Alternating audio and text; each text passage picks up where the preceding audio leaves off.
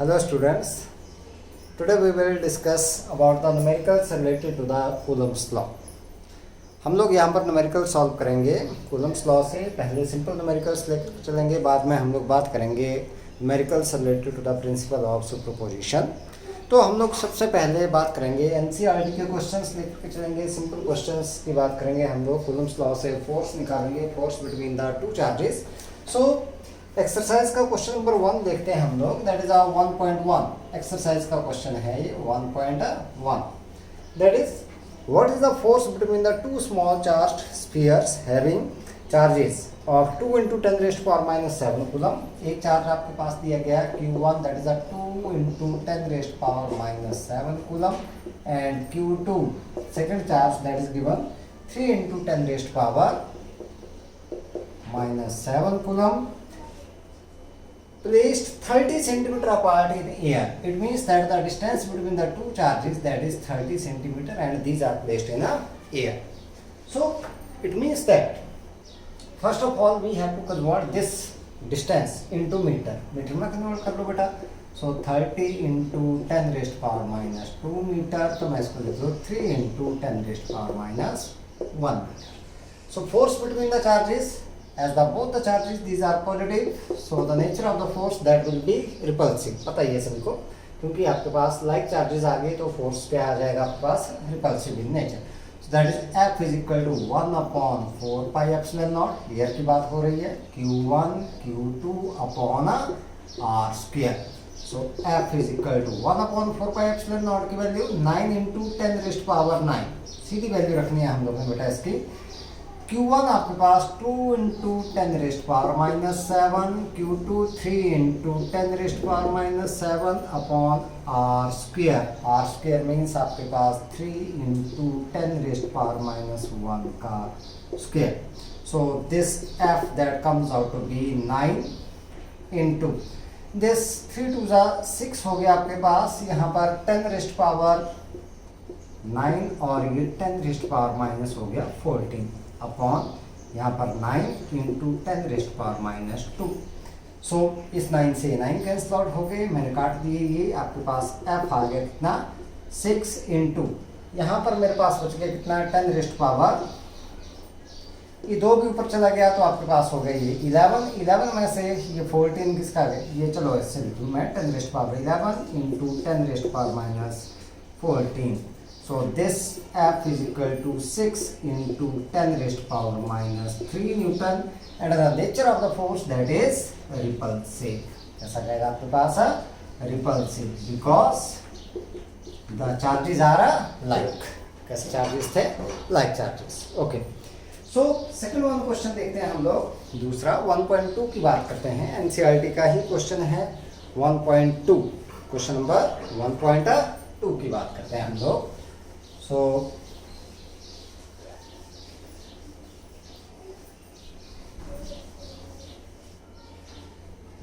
1.2. The electrostatic force on a small sphere of charge. 1.2. Sphere of charge. Charge आपके पास दे रखा है that Q आपके पास, मैं Q1 इसको मान लेता हूँ. That is Q1 that is equal to 0.4 microcoulomb. 0.4 microcoulomb means 0.4 × 10⁻⁶ coulomb, that is 4 × 10⁻⁷ coulomb. ठीक है. Due to another small sphere of charge Q2 that is equal to -0.8 microcoulomb means -0.8 × 10⁻⁶ coulomb means आपके पास -8 × 10⁻⁷ coulomb. ये आपके पास आ गया इस 0.2 Newton. जो फोर्स है आपके पास दैट इज 0.2 न्यूटन. तो मैं इसको लिख दूँ 2 × 10⁻⁻1 न्यूटन. ये आपके पास फोर्स दे रखा है.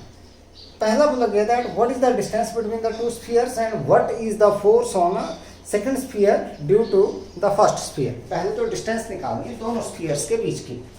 सो हम लोग यहाँ पर बात करेंगे ए पार्ट के लिए. आर डिस्टेंस हम लोग निकालें. We know that F is equal to 1/4πε0 Q1 Q2 upon R square. So R square that is equal to 1 upon 4 pi epsilon naught Q1 Q2 upon S के बराबर आपके पास आ गया। अब यहाँ से R square this is 9 into 10 raised power 9। अब ध्यान दें, force is a vector quantity. जब भी हम लोगों ने फोर्स निकालना है we do not have to use this plus minus sign. ये कभी भी बेटा आप लोगों ने यूज नहीं करना है। This only you have to use for the nature of the force. मतलब पॉजिटिव और नेगेटिव से सिर्फ हम लोगों ने पता लगाना है कि फोर्स आपके पास पॉजिटिव कैसा अट्रैक्टिव है या फिर कैसा है रिपल्सिव है। तो यहाँ से क्योंकि आपके पास ये जो चार्जेस हैं दीज आर अनलाइक चार्जेस, एक पॉजिटिव है एक नेगेटिव है, तो फोर्स कैसा हो गया अट्रैक्टिव हो गया। बस इतना सा पता करना है हम लोगों ने। बाकी हमने बात की थी यहाँ पर ये जो यहाँ पर चार्ज लेकर के चलते हैं this is the magnitude of the charges. So पहले का मैग्नीट्यूड कितना है 4 इंटू 10 रेस्ट पावर माइनस 7, दूसरे का 8 into 10 raised power minus 7 divided by आपके पास आ गया 2 into 10 raised power minus 1। So यहाँ से बात करें तो ये आ गया 4। So R square is equal to 9 into 4 into 4, और यहाँ से देखते हैं हम लोग कितना आ गया 10 रेस्ट पावर, ये आ गया 10 raised power 10 into 10 raised power minus 14। So R square is equal to 9 into 4 into 4 into 10 raised power minus 4। So R is equal to, देखो 9 का स्क्वायर रूट 3, इन 4 और 4 का स्क्वायर रूट कितना आ जाएगा 4, और 10 रेस्ट पावर माइनस 4 का कितना आ जाएगा आपके पास, that is 10 raised power minus 2। तो हमारे पास क्या बच गया, R is equal to 12 into 10 raised power minus 2 metre. Means हम लोग बोल सकते हैं R is equal to 12 centimetre. This one is the distance between the two charges. ये हमारे पास डिस्टेंस आ गई किसके बीच में, दो चार्जेस के बीच की। अब दूसरा बोला गया है कि that what is the force on the second charge due to the first charge, ऐसा बोला गया। तो फर्स्ट के ऊपर दूसरे की वजह से कितना था, ये था, तो दूसरे के ऊपर भी कितना आएगा, इतना ही आएगा, क्योंकि as the forces are equal and opposite. हमने बात की थी that F12 that is equal to minus F21। तो इसका मतलब जितना एक दूसरे के ऊपर लगाएगा उतना दूसरा पहले के ऊपर फोर्स लगाएगा।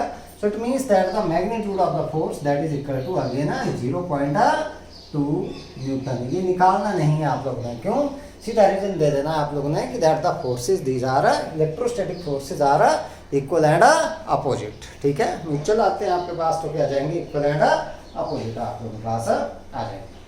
चलो अब बात करते हैं हम लोग एक एग्जांपल से बात करते हैं। एग्जांपल से ये बहुत ही थोड़ा सा इम्पोर्टेंट भी समझ लो आप लोग। एग्जांपल है, दिस इज एग्जांपल नंबर 1.4 की बात करेंगे हम लोग। 1.4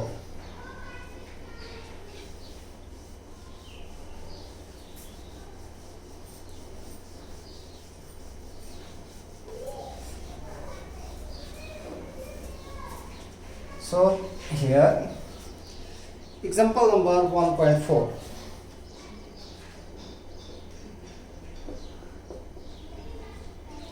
देखते हैं क्या इसमें बोला गया है Coulomb's law for the electrostatic force between the 2 point charges and Newton's law for the gravitational force between the 2 stationary point masses have both inverse square dependence on the distance between the charge or masses.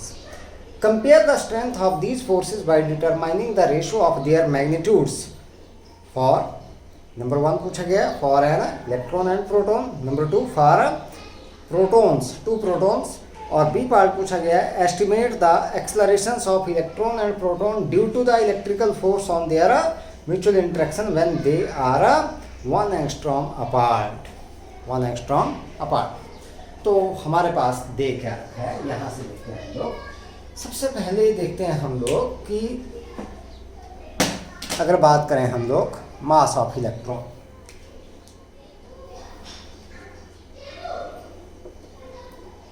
(9.1 10 raised power minus 31 kilogram. Mass of proton that is 1.67 10⁻⁻27 kilogram, यही आता है। अगर बात करें हम लोग दोनों के बीच की जो डिस्टेंस है that is given 1 angstrom. 1 angstrom means 10⁻⁻10 metre के बराबर दी गई है। Charge on proton that is equal to charge on electron, E के बराबर मैंने मान लिया 1.6 इंटू 10⁻⁻19 कूलम, मैग्नीट्यूड बराबर है। बाकी जो पोलैरिटी है that is opposite. Electric force between electron and proton, A part की बात करेंगे हम लोग, that is the electric force.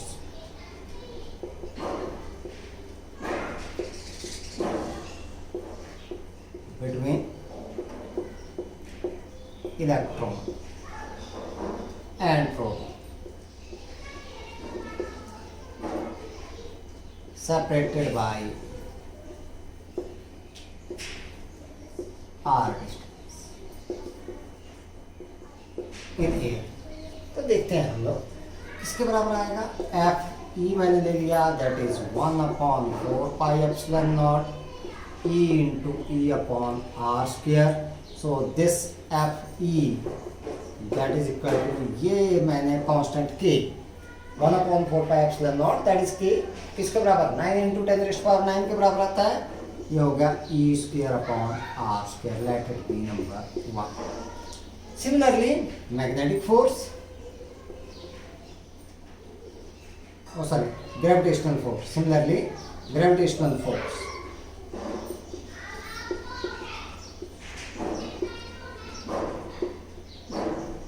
Gravitational force की बात करें इन दोनों के बीच में, तो मैंने ले लिया एफ जी, लिख दिया मैंने, G stands for gravitation, so that is G mass of electron mass of proton upon R square number. दोनों की रेशियो निकालनी है, so dividing 2 by 1, so therefore F E upon F G is equal to K E square upon G M E into M P. हो गई ratio निकल गई हमारे पास number 3। अब अगर हम लोग यहाँ पर वैल्यू रख दें किसकी, इन सभी की वैल्यू रख दें आपके पास, तो हमारे पास पहली निकल जाएगी, ये रेशो निकल जाएगी। तो यहाँ से निकाल दे value F E upon F G that is equal to, ये आ गया 9 इंटू 10⁻⁹, ई आपके पास 1.6 इंटू 10⁻⁻19 का square divided by G 6.67 10⁻11, mass of electron 9.1 10⁻31 और ये 1.67 10⁻27। अगर इस सारे को सॉल्व कर लें हम लोग तो आपके पास आता है ये that is equal to 2.4 into 10⁻39 F E upon F G, क्योंकि रेशो है ये, इसके कोई डिनोमिनेटर नहीं है। Similarly second one for two protons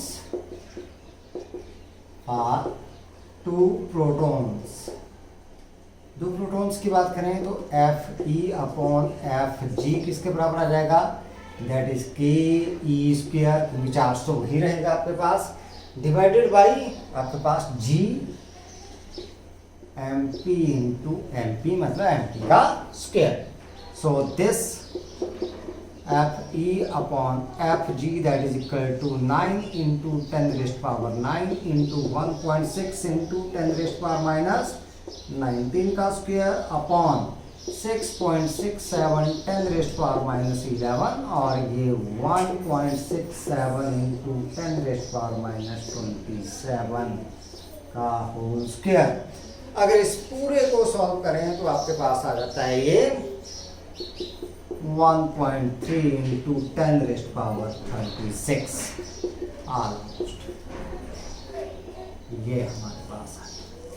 अब बी पार्ट में पूछा गया है that is the acceleration of electron and proton due to the electric force of attraction between these two, मतलब उस इलेक्ट्रिक फोर्स की वजह से आपके पास क्या force of attraction, sorry acceleration निकालना है हम लोगों ने किसके ऊपर, इलेक्ट्रॉन और प्रोटॉन के ऊपर हम लोगों ने वो निकाल करके चलना है।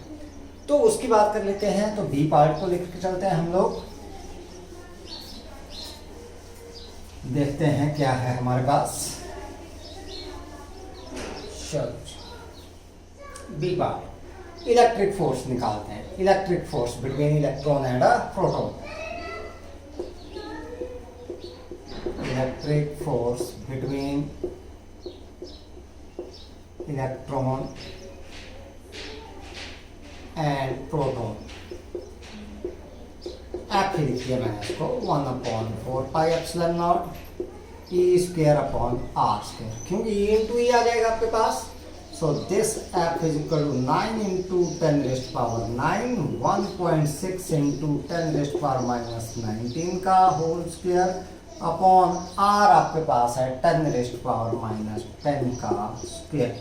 सो F is equal to 9 into 10⁻⁹. This is 2.56 into 10⁻⁻38 divided by 10⁻⁻20. तो ये हो गया 29 और ये बच गया 9 आपके पास, ठीक है। सो F is equal to 9 into 2.56 into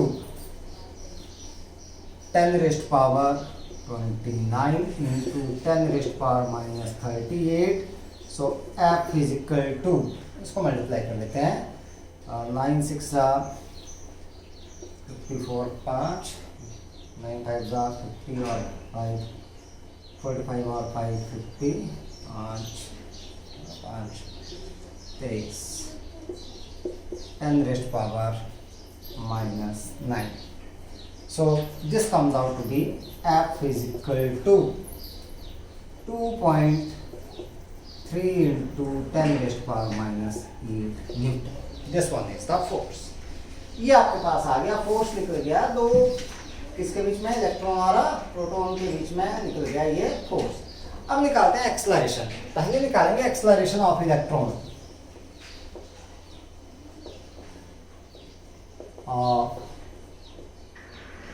electron acceleration देखें तो एक्सलरेशन आता है फोर्स पर यूनिट मास। तो यहाँ पर इलेक्ट्रॉन का निकाल रहे हैं तो मास of electron. So acceleration of electron, force कितना है 2.3 इंटू 10⁻⁸ और मास ऑफ इलेक्ट्रॉन है 9.1 इंटू 10⁻⁻31। ई मैं इसको लिख रहा हूँ 2.3। जब भी ऐसे सॉल्व करना हो तो इसको 9 के बराबर ही मैं मान लूँगा। और ये आपके पास आ गया 10⁻23 अपॉन 9। तो A is equal to 23 upon 9 into 10⁻22। So A that is equal to 18 5 23 9 5 10⁻22 metre per second square. This one is the acceleration, ठीक है। 2.5 into 10⁻22 metre per second square. ऐसे ही अगर हम लोग निकालें एक्सलरेशन ऑफ प्रोटॉन,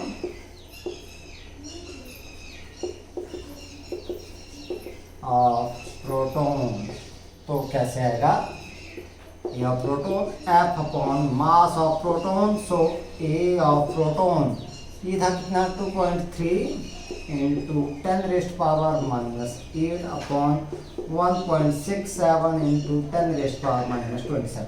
इसको बेटा 1.7 ही आप लोग मान लेना और इसको सॉल्व करोगे तो हमारे पास ये जो है वो ऑलमोस्ट सॉल्व करके हमारे पास आ जाता है कितना 1.4 into 10⁻19 metre per second square. ये आपके पास सॉल्व करने के बाद तो इस तरीके से आप लोगों ने इसको सॉल्व करना है। नेक्स्ट क्वेश्चन देखते हैं। नेक्स्ट क्वेश्चन जो है बहुत ही इंटरेस्टिंग क्वेश्चन है, उसकी बात करते हैं हम लोग, देखते हैं कैसा है। Example number 1.5।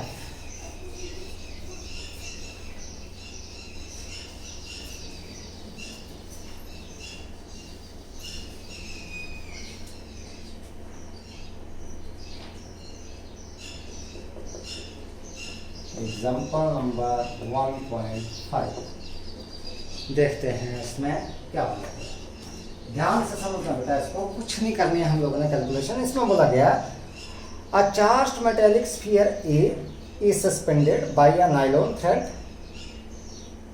another charged sphere B held by insulating handle close to A such that the distance between their center is 10 cm। एक स्फीयर ए आ गया हमारे पास, ये सस्पेंड कर दिया इसको, ये ए आ गया आपके पास, और दूसरा ये बी है हमारा, इसको हैंडल से पकड़ा है, ये बी है। दोनों के जो सेंटर्स के बीच की डिस्टेंस है दैट इज 10 सेंटीमीटर। ये मान लो इसके ऊपर चार्ज हम लोगों ने मान लिया Q1, इसके ऊपर मान लिया Q2, और ये डिस्टेंस हो गई R। So the force between the two charges, force between the spheres A and B is given by F is equal to 1/4 pi epsilon naught Q1 Q2 upon R square, let it be number 1।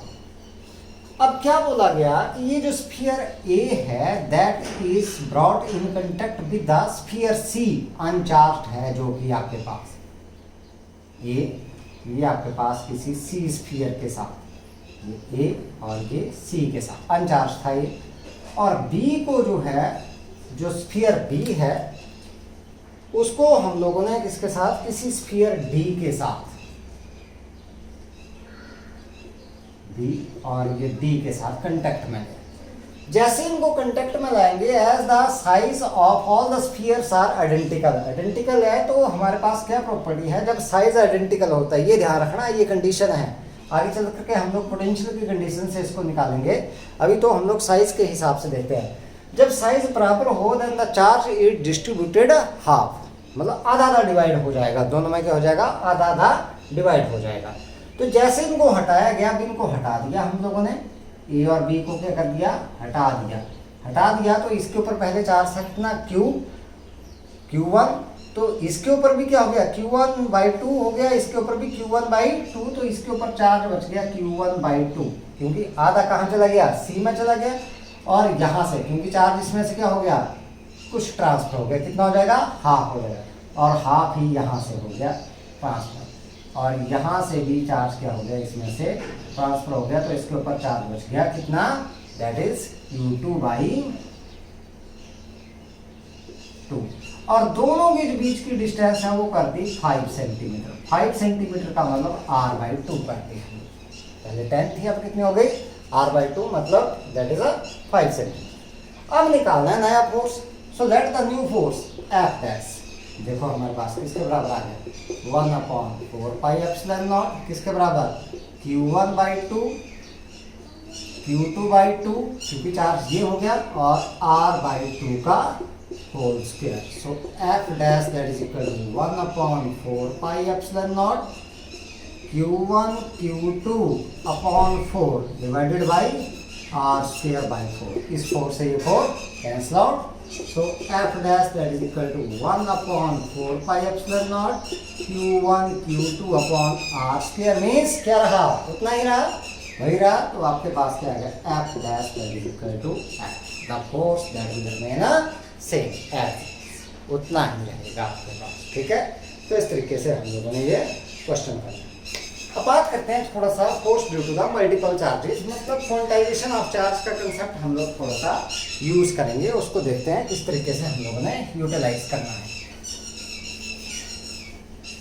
जैसे NCERT का ही ये question लेकर के चलो, मैं example की बात करता हूँ यहाँ पर, एग्जांपल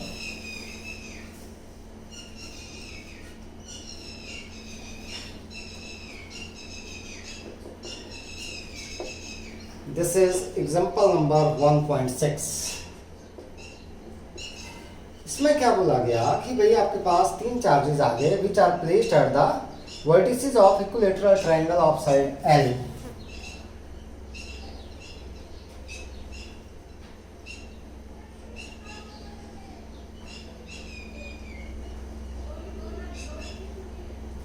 ये A this is B, this one is C, इसकी साइड है एफ।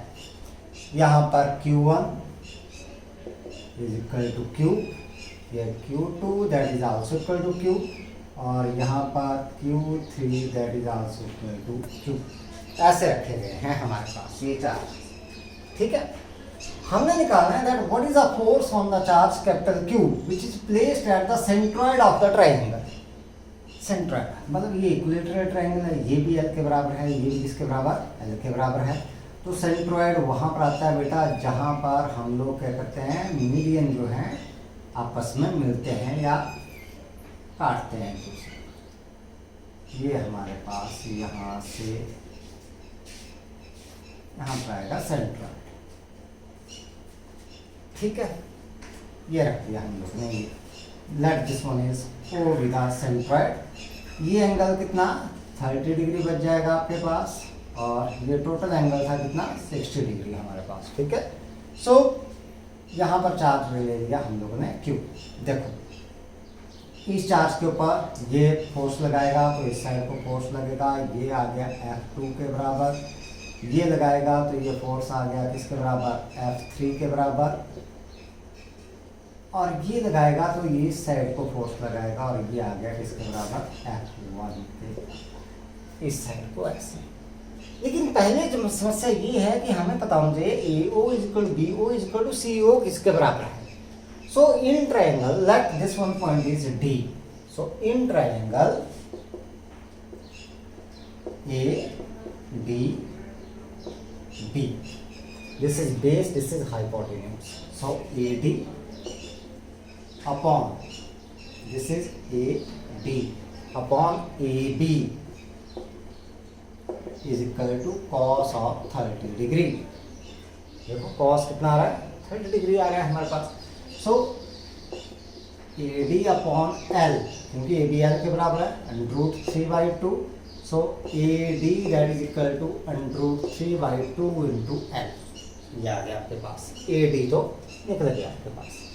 अब हमें पता है कि भाई आपके पास ये पूरा आ गया, तो मीडियन जो आप जो सेंट्रॉइड होता है आपके पास from the vertex of the triangle, वो कितनी दूरी के ऊपर होता है। अगर ये पूरी लेंथ का पता है हम लोगों को, तो this one that is AO that is 2/3 of AD। 2/3 का मतलब 2/3 ऑफ √3/2 ऑफ L। तो ये 2 से 2 कैंसल आउट हो जाएगा। इसको रैशनलाइज करूँ मैं तो मेरे पास आ गया L upon √3। It means AO is equal to BO is equal to CO that is equal to L upon √3। ये सारे बराबर आ गए हमारे पास। अब निकालते हैं फोर्स। अब क्योंकि ये फोर्सेस तो बराबर ही आएंगे आपके पास, तो forces on charge Q due to Q1, Q2, Q3 सभी का मैग्नीट्यूड बराबर है। पहले देखते हैं F1 that is equal to 1/4πε0 Q into Q upon L upon √3 का स्क्वायर। तो √3 का स्क्वायर 3 आ जाएगा आपके पास, जो कि ऊपर चला जाएगा तो आपके पास आ गया 3Q upon 4πε0 L square number 1। ऐसे ही F2 आपके पास आ जाएगा, ये कितना आ जाएगा 3Q अपॉन 4πε0 L स्क्वायर, और F3 that is also 3Q upon 4πε0 L square, क्योंकि डिस्टेंस बराबर है, मैग्नीट्यूड क्या है, बराबर है। तो ये नंबर 2, दिस इज नंबर 3। अब हमारे पास मैग्नीट्यूड देखें तो F1 is equal to F2 that is equal to F3, लेकिन डायरेक्शन देखें तो अलग अलग है। अब ये एंगल है 30 degree, this angle is 90 degree, ये कितना हुआ 60 डिग्री। तो ये एंगल भी कितना हो गया आपके पास 60, और ये भी कितना बच गया 60। तो ये टोटल एंगल आ गया आपके पास 120। इन दोनों का रिजल्टेंट निकाले तो दोनों का रिजल्टेंट निकल गया इस डायरेक्शन में, और इसको मैंने डिनोट कर दिया F dash. So resultant of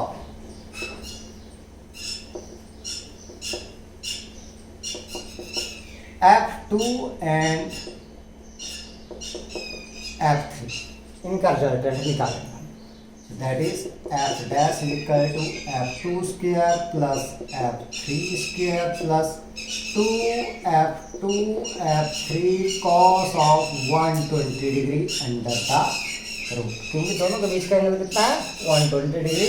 so F dash is equal to f2 is equal to f3, so मैं इसको लिख लूँ f2 square plus f2 square plus 2f2 square और ये -1/2 अंडर द रूट। इससे ये कैंसल आउट हो गया बेटा, तो आपके पास f dash is equal to f2 square plus f2 square minus f2 square, इससे ये कैंसल आउट हो जाएगा, तो आपके पास f2 square under the root that is f dash is equal to f2, ये हमारे पास आ गया। अब ये मैग्नीट्यूड में किसके बराबर आ गया f2 which is equal to f1। अब क्योंकि f dash and f1 are equal and opposite, equal and opposite, therefore the net force on the charge, इसके ऊपर नेट फोर्स निकाल लेंगे, किसके ऊपर, चार्ज के ऊपर। So F that is equal to F1 minus F dash that is equal to F1 minus F2, F2 किसके बराबर है, F1 के बराबर, F1 minus F1, so this F that is equal to 0, ये फोर्स किसके बराबर आ गया 0। तो हमने क्या किया यहाँ पर, कुल मिलाकर के ये प्रिंसिपल ऑफ सुपरपोजिशन यहाँ पर यूज किया हम लोगों ने, that is a net force that is a vector sum of all the forces acting on the given charge. इस तरीके से हम लोगों ने इसको करना है, अलजेब्राइक सम जो है वो नहीं ले सकते। चलो एक सिंपल सा क्वेश्चन और लास्ट करके चलते हैं हम लोग। तो देखते हैं हम लोग,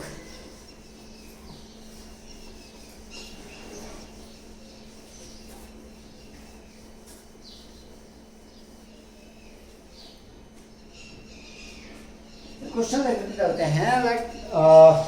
ये क्वेश्चन है the charges plus 5 microcoulomb plus 10 microcoulomb and minus 10 microcoulomb are placed in air at the corner A B and C of an equilateral triangle ABC having each side equal to 5 centimeter. Determine the resultant force of the charge at A। ऐसे हमारे पास क्या किया गया है, एक चार equilateral triangle दे दी हमारे पास, ये this is equilateral triangle, each side that is 5 centimetre, ये 5 centimetre, this is also 5 centimetre, this is also 5 centimetre, this is A, this one B, this one is C. यहाँ पर रख दिया ए के ऊपर 5 माइक्रोकूलम प्लस 5 माइक्रोकूलम, यहाँ पर plus 10 microcoulomb और यहाँ पर माइनस 10 माइक्रोकूलम के साथ हमने यहाँ पर निकालना है टोटल फोर्स कौन से चार्ज के ऊपर, which is placed at a this one point. अब हर एंगल सभी को पता है कितना है इसका, 60 डिग्री का। पहले की वजह से निकाले तो हमारे पास ये फोर्स लगेगा, ये इसको क्या करेगा, रिपेल करेगा, तो इस साइड को आ गया F1। दूसरा इसको क्या करेगा, क्योंकि दूसरा नेगेटिव चार्ज है तो F2 आ गया इस साइड को, ये क्या करेगा, इसको अट्रैक्ट करेगा, और दोनों का रिजल्टेंट जो है हमारे पास कहाँ से आ जाएगा, पहला parallelogram, law of vector addition, वो देखते हैं बाद में हम लोग, ठीक है।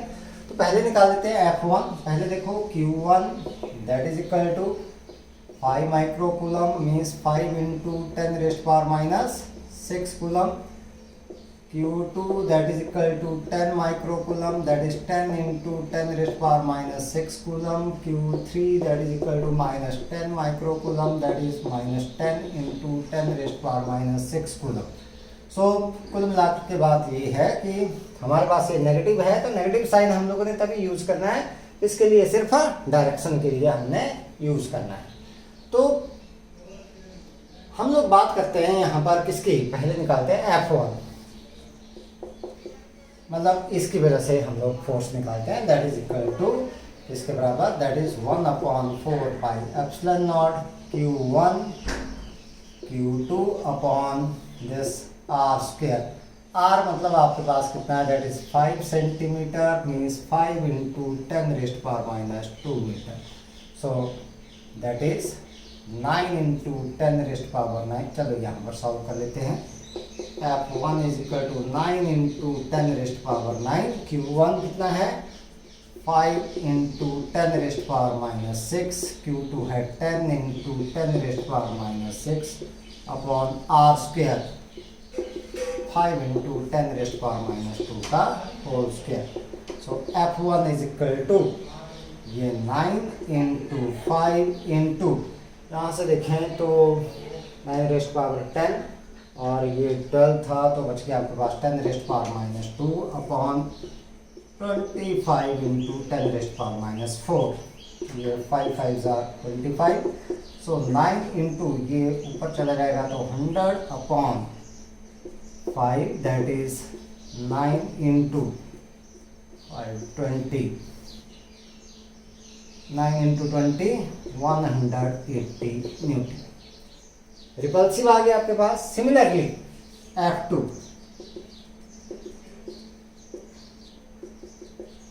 देखिए बेटा तो आपके पास क्या है 1/4 pi epsilon naught Q1 Q3 upon R square.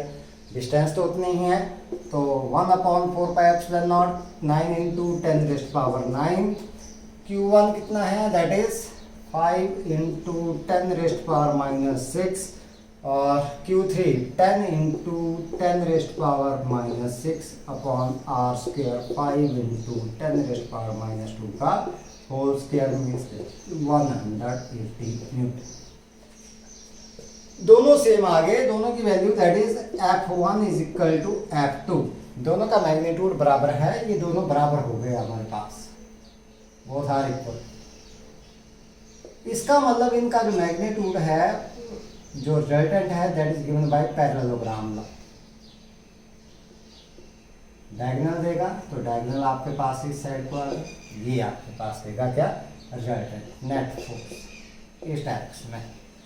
तो ये एंगल अगर 60 डिग्री है तो आपके पास ये भी कितना होगा 60 डिग्री। ये 60 है तो आपके पास यहाँ पर ये भी कितना आ जाएगा आपके पास 60 डिग्री। तो ये एंगल पूरा इन दोनों के बीच का हो गया कितना 120 डिग्री। तो निकाल लेते हैं फोर्स हम लोग F1 और F2 के बीच इनका resultant. So net force on this charge F is equal to that is F1 square plus F2 square plus 2F1 F2 cos of 120 degree under the root.